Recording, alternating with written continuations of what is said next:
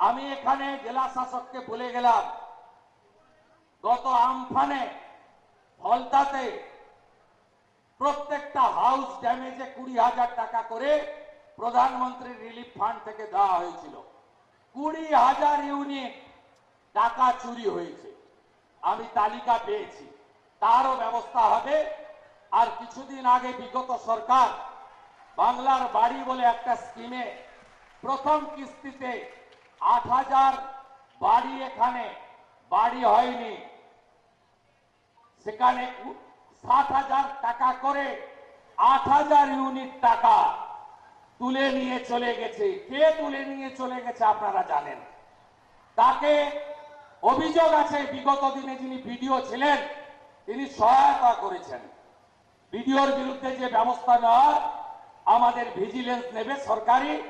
আর DM সাহেবকে আমি বলে গেলাম, এই ক্ষেত্রে প্রত্যেকটি বেনিফিশিয়ারি ফিজিক্যাল ভেরিফিকেশন, অর্থাৎ বাড়ির যে টাকা লুট হয়েছে সেই লুটের টাকা ফেরত করানো এবং তাদের বিরুদ্ধে প্রয়োজনীয় ব্যবস্থা নেওয়ার কাজ এখানকার জেলা প্রশাসন করবে।